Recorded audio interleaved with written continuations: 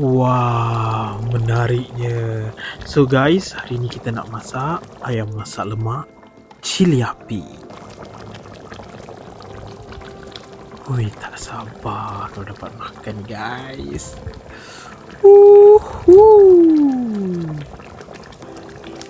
So ini adalah bahan-bahannya. Kita perlukan cili, bawang merah, bawang putih, kunyit hidup, halia, serai dan juga asam keping. Dan kita juga perlukan kentang, tapi depends on you nak tambah ke tak. And then ayam. So jom kita potong bahan-bahan.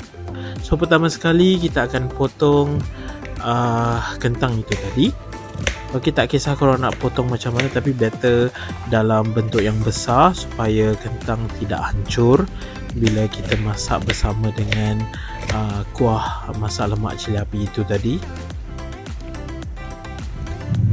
Okay, and then kita potongkan halia kita yang telah kita bersihkan kulitnya. And then kita potong bawang merah. So basically kita just potong je, sebab nanti semua bahan-bahan ni kita akan blend. And then untuk serai kita just ketuk dan hentak. Sebab serai kita takkan blend, kita just akan letak di dalam kuali nanti untuk dapatkan aroma dan baunya. Ok, so bahan-bahan itu tadi yang telah kita potong, kita masukkan ke dalam blender. Bawang merah, cili, bawang putih, halia dan kunyit hidup yang telah kita kupaskan. Ok, so jom kita start masak. Kita hidupkan api. Wah, tak boleh move on betul lah dengan haish. Ok, so kita letakkan kuali untuk kita start panaskan minyak. Isikan minyak ke dalam kuali. So bahan pertama adalah serai. Kita just masukkan serai. Ok, alih dalam beberapa minit. Ok, so selepas puas hati kita masukkan bancuhan kita itu tadi yang telah kita blend. Semua bahan-bahan yang kita telah blend itu tadi dalam blender. Ok, so kita kacau sehingga pecah minyak. And then kita masukkan juga asam keping kita supaya ada sedikit rasa masam. And then seimbangkan rasa pedas itu nanti.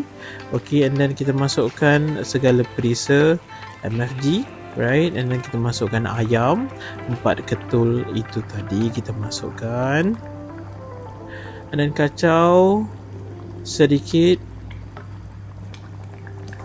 Kita masukkan kentang yang telah kita sediakan.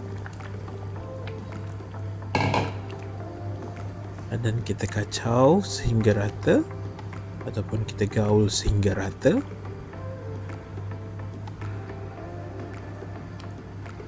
So ayam masak lemak cili api ni adalah kegemaran semua rakyat Malaysia guys. Yes, boleh dijamah ketika berbuka puasa ataupun pada waktu tengah hari, sesuai untuk santapan seluruh keluarga Malaysia. Ok, so setelah beberapa ketika kita boleh masukkan santan. Santan terpulang untuk saya, untuk bancuan saya, sebab saya sukakan kepekatan, saya akan masukkan 1 kotak. Tapi untuk anda yang mahukan sedikit cair, maybe untuk santan ini boleh kurangkan kepada separuh kotak ataupun 1 kotak dengan lebihan air. So kandungan air terpulang kepada anda. Kalau anda nak lebihan air, boleh tambah sedikit air. Tetapi jika just nak cukup-cukup dan nak rasa pekat, tak perlu tambah air. So air di dalam bancuhan bahan-bahan itu tadi sudah mencukupi. So macam saya tambahkan sedikit air sebab setelah kita kacau sehingga rata, nampak kuah agak pekat. Ok, so beberapa ketika, selepas beberapa minit, dalam 15 hingga 20 minit, kita punya masak lemak cili api, ayam masak lemak cili api telah ready untuk dihidang. Wah, So jangan lupa guys, untuk try resepi ni one of the best recipe untuk keluarga Malaysia. So sesuai untuk waktu siang, tengah hari, malam untuk santapan keluarga. So selamat menjamu selera. Jangan lupa follow, like dan juga subscribe. Wah, sedap ni guys, dapat dengan nasi panas ni. Tuhan je tahu. Tak sabarnya. Jom kita hidangkan.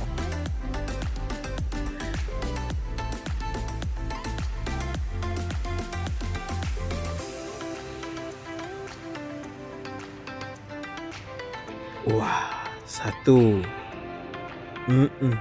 Dua guys. Mana kentang? Bau puas hati. Lenyit kentang tu panas-panas dengan nasi putih. Kuah lebih sikit. Tambah lagi sikit lah. Allah. Thank you guys. Selamat menonton dan selamat menjamu selera.